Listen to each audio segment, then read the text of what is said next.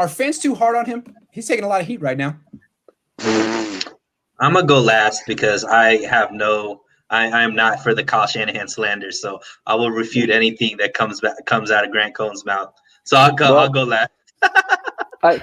Hey, Grant, I caught the first 20 minutes of your quality control meeting today or whatever it was, and you said something 100% correct where you could not get by saying anything negative about Kyle Shanahan for the longest time. And there was times where I would criticize him too. You cannot get away criticizing him for anything, whether it be giving the ball in a shotgun handoff on 3rd and 1 or whatever it is. You cannot get away with saying anything bad about Kyle Shanahan. It's not Kyle Shanahan's play calling. It was the execution. It was the players. See, the hole was right there. The defense gave up. The defense should have done better. Jimmy messed up.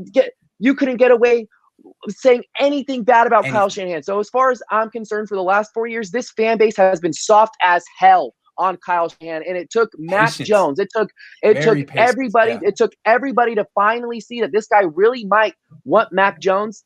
And maybe fans are too hard. This is where I'll give you a little leeway, Suneil, because I know you're about to take a mean Kyle Shanahan stand. This is where your leeway comes into play. Is that maybe we're all speculating right now. We truly don't know what Kyle Shanahan has up his sleeve. If he doesn't end up taking Mac Jones, then okay, people were hard on him, really concerned about him not changing, so on. But if he does, he deserves every single thing that is coming his way. He has been given a free pass from this fan base for as long as I can remember. This past season, people don't even criticize the 3rd and 5 Wildcat handoff to Jerick McKinnon in a rivalry game on 3rd deck. How do you do that? You don't take the ball out of your quarterback's hand. Anyway, I'm not going to blast Kyle Shanahan right now, but to answer this question, are fans too hard on Kyle Shanahan? 3 minutes of blasting him. Hell no. Hey, no disrespect, but here's 3 minutes. Okay, go ahead. No, here's my deal with this is that we've got fans who have been saying all along that Shanahan's okay. The reason he's struggled is because he hasn't had his quarterback. Look at who he's been stuck with throughout his career, everywhere he's gone. And now we got in a position where he's going to pick the guy that he wants, and everybody's pissed off about it because it's not the guy they want. I mean, come on. Isn't that great? I love that. God, you got to love how inconsistent people are. I love it. So as far as I'm concerned, wait till he gets his guy. Goes to get his guy. Don't you freaking dare take that quarterback. And that's my whole thing on it is that and I think people are crazy for not liking I think people are missing the boat on Mac Jones when it comes to what he can bring to the table in the 49ers. And I understand what you can bring to the table with, I like Trey Lance. If it's Trey Lance, that's great. I think he's the next best guy. Justin Fields, I think, is the worst of the three. So bring one of them on, whoever it's going to be. Let the guy get his guy, and then let's complain about it once he gets on the field in August. No, let's complain about it before he even makes the pick. Did you see how reporters were attacking Kyle? Like, why do you like Mac Jones? Like, who says I like? I didn't even take him. That's what's ridiculous to me. So we're beating him up for what the media is saying, not for anything that's come out of his mouth, right? That's fair. That's fair. He hasn't done it yet. And on top of that, we're beating him up because in 2017, he wasn't on the forefront of the whole get Patrick Mahomes. When people don't realize, hey, let's take us back to 2017. Who would Patrick Mahomes be throwing to if he was our first round pick? Like, there was no receivers. There was no team around him at that point. Patrick Mahomes wouldn't be Patrick Mahomes. Patrick Mahomes is also Patrick Mahomes because he's throwing to Tyreek Hill. He's throwing to I'm blanking on the Travis Kelce. Travis Kelce. He's throwing to and he has the running game. He has obviously a great offensive minded coach. So to look back on what Kyle Shanahan has done for the 49ers, I remember what we were like before he came. We weren't a team that was very competent. We were going through a rough breakup with Harbaugh, who we all loved, and then the team wasn't performing the way that we wanted to perform. Our culture was bad. We were bringing in all of these people that were getting in trouble with the law. We were always in the media for the wrong reasons. And now fast forward to 2021, we're always in the top 6 for Vegas bets as far as being Super Bowl favorites. You know what I mean? So to say that our team is like in such a flux and all this kind of stuff, in the last 5 Super Bowls, Shanahan has been in 2 of them. You know what I mean? So to say that, like, and with 2 different quarterbacks, so to say that this guy is not somebody that we should trust to be able to pick a quarterback, even if it's somebody that we don't like. I mean, he's constantly giving us a team that's competing. The team that we have right now has been developed by him. The guys that he's brought in, the coaching that he's had, the staff that we have is all brought in and developed through him. I just think that we should just breathe a little bit. We're all excited about a Trey Lance, about a Justin Fields, who I think those 2 are going to be one of the picks. But even if it's Mac Jones, I'm going for it, because at the end of the day, Kyle Shanahan is putting his job on the line with this pick. Yeah. So if he has that much belief that the person that he's picking is the right guy for him, he knows if it doesn't work out in 3 years, he's not coaching. He's not a head coach for the 49ers anymore. So we might care, but I'm pretty sure he cares a lot more than we care, as far as, because it's his job, his reputation, and who knows if he comes back from it, if he makes, that terrible of a pick. So yeah, you sound like pretty much every 49ers fan ever until about 2 weeks ago. I mean, to say that Niner fans have been too hard on Kyle, I feel like they see everything from Kyle's perspective. Every excuse, everything that's gone his way, every piece of bad luck, Niner fans can rattle it off. Like, you can't blame him for this. He's actually been good here. This isn't his fault. He's exceeded expectations here. He's really great. Fact of the matter is, he's 29-35. You are what your records say you are what your record says you are, unless your name is Shanahan. And then people like you. They believe in you. They knew his dad. They have belief, and that's fine. That could be all right. I mean, you might be right that he's worthy of that belief. I just feel like he's been given more rope. He's been given more excuses. He's been given more belief than someone named Mike Jones, who would have been given. You know what I'm saying? So all I'm saying is, I'm with Nick. It's taken Niner fans being like, man, he's really going to take Mac. He's going to trade up for Mac Jones. Maybe this dude is out of his mind. It's taken like 4 years for Niner fans to finally question him. And even if he does take Mac Jones, I think Niner fans will like Suneil said, they'll be like, yeah, all right, fine, I trust him again. Let's do it. You're right. I think 100%. That's really exactly what's going to happen. There's no coach like it, man. He's 6 games under 500, and people it's just agreed that he's a genius. So, and I'm not saying he's not. I'm just saying I think if he's going to cry that like fans haven't been nice to him, I wouldn't take that approach, man. And when he came out at the press conference the other day and said that he didn't like fans coming up to him at the soccer games, like, dude, you better be happy that fans aren't coming to you at soccer games being like, we should have kept Chip Kelly. But I think you keep Mac Jones, man, you're going to be getting those conversations soon.